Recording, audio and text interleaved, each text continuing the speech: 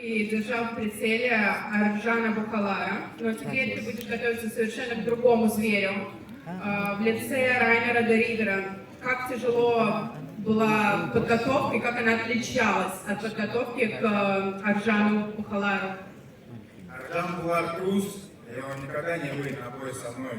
А Ридеру я хочу выразить уважение, что он вышел на бой, что принял бой со мной. И это будет зрелищный бой, это будет...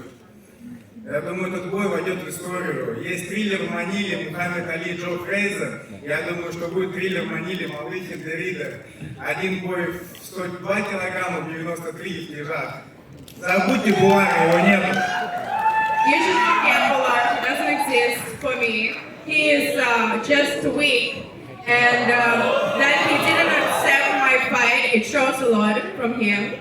So I just want to say that I respect my current opponent a lot, and this is going to be spectacular. We're going to make history. It's going to be like Killer in Manila #2.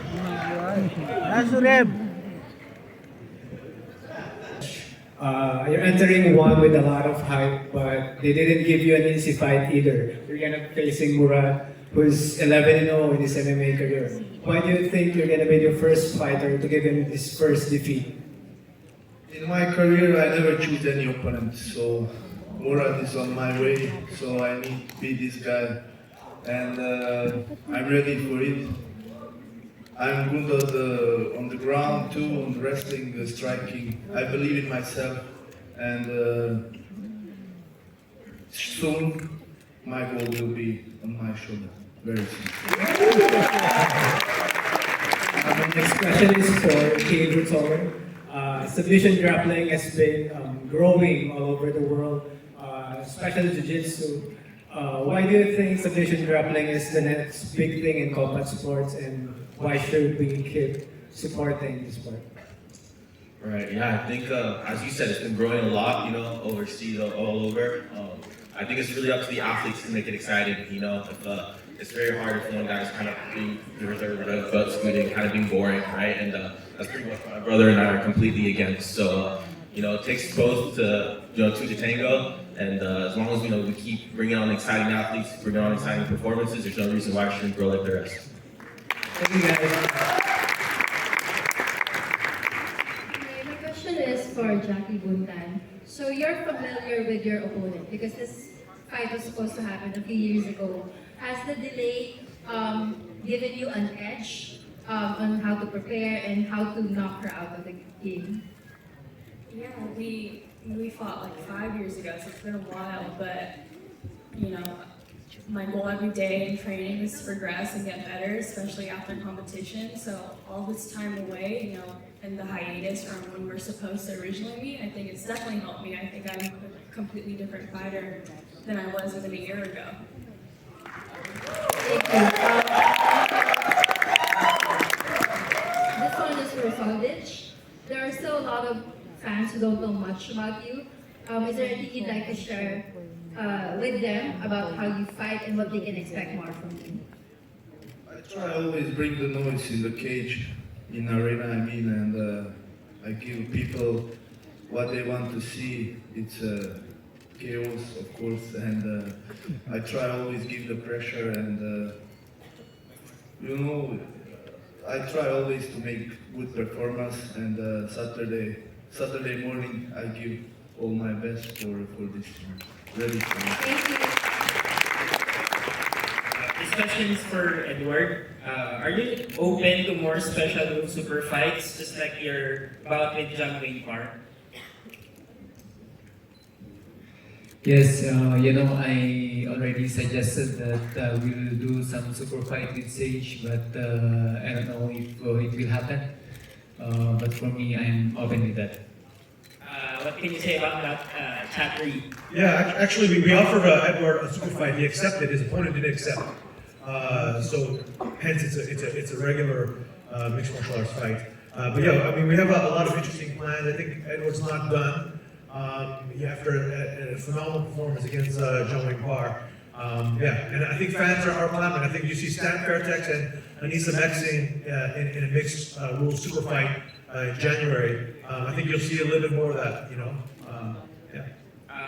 question for Jackie. Just looking at the great athletes on the stage, how many 50K bonuses do you think you'll be expecting to give on Saturday? I don't know. You gotta, you know, if everyone performs, then everyone's gonna get it. But you know, the reality is, we have the highest finish rate of any global organization, 70% finish rate, because we recruit not only the world's greatest world championship athletes, but we recruit finishers. Full stop. If you just look at our grappling division alone, look at who we signed. Mikey Musumeci, greatest grappler on the planet. Katie Tyrell, greatest grappler on the planet. But these guys are finishers. They come to finish. But then you look at everybody here. Roberto Soldic, 85% KO rate. He isn't monster one-punch KO power. So literally everybody here, and you look at even RDR here, he finishes. And that is what fans can see, and that's what makes us different.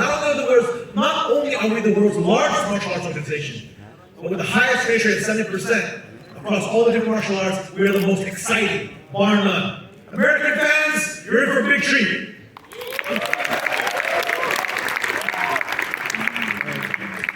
Ernest Hernandez from the Manila Times and Sports On Air. My question is for Edson Marquez. You're going up against the hometown hero, Edward Folayan. What do you have in store for Edward, and how do you plan to get over the home court advantage?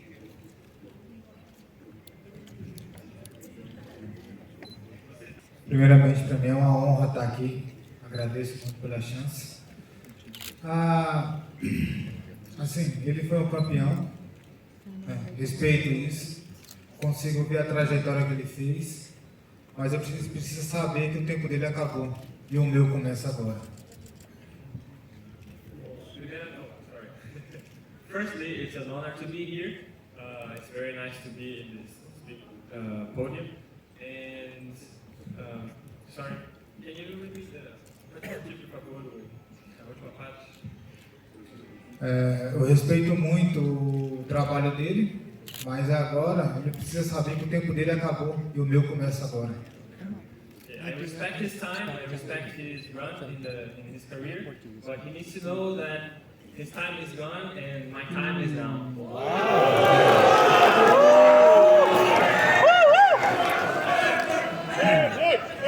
Connect with your roots. How big of a help is it for you in your upcoming fight? Oh, it's so special to come back here to the Philippines. It was my first time coming here in June to film One Warrior series. And although I'm born and raised in the U.S., my roots are here in the Philippines. So coming here to compete in front of the Filipinos and give back to them, and not only that, but the American fans where I was born and raised, it's just like a full circle moment, really. It's really special.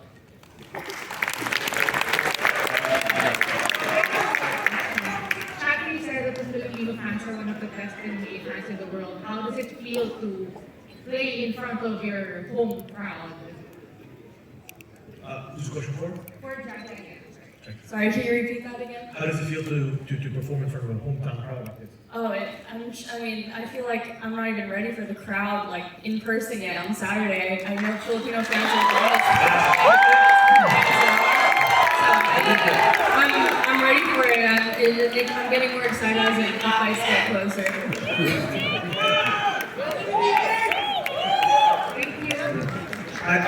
Our current forecast, based on what we've been seeing on social and digital, this will be the biggest, most watched event in the history of the Philippines for us, and the numbers are going to be astronomical.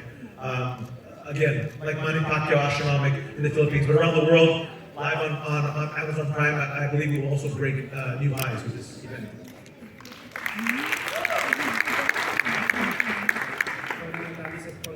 Jackie, welcome back to the Philippines. I have one question for Reinier the Reader and one question for Matthias Gabriel. I'll start with the champion, Reinier. If you're the champion, you cannot relax because everyone wants to have a time with you. So please share to us what have you been working on when it comes to your training, and who do you dedicate this fight for? I don't want to relax. I want to be active. I want to be here every couple of months, defend every belt, my middleweight belt, my light heavyweight belt. And for me, this is a fight for the heavyweight belt. It's the two top guys, the best guys in one championship, going at each other. As I said, the guy who's wearing the real strap now, we haven't seen him for a long time. So I think this is our moment. This is our time to fight for the heavyweight belt. Переведи, пожалуйста, что он устал уже носить два пояса. Ну, два пояса, он устал их носить, ему нужен только один пояс. He said he's tired of carrying 2 belts. He just needs one.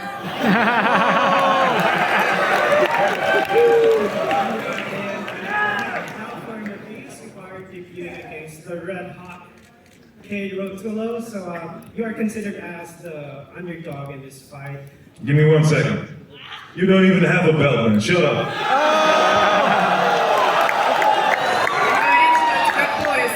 Так что помолчи. Почему у меня нет пояса? Мне мистер Чатро вручал на меня дома. Я могу тебе фото показать. I can show you a picture. I have it right here. Chatri gave it to me.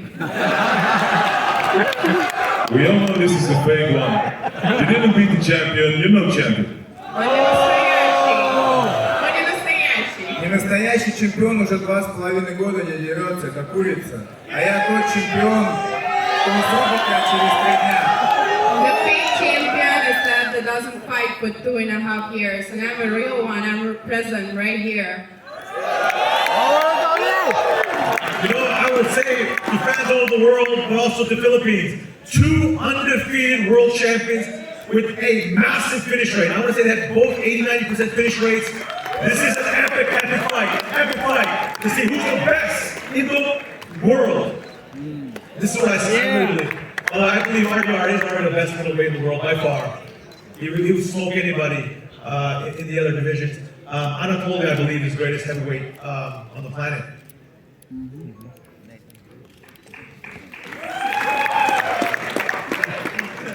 Now back to Mateus. You are debuting against the Red Hot Rotulo, and you are considered the underdog in this fight. So does that give you more pressure to fight for this championship?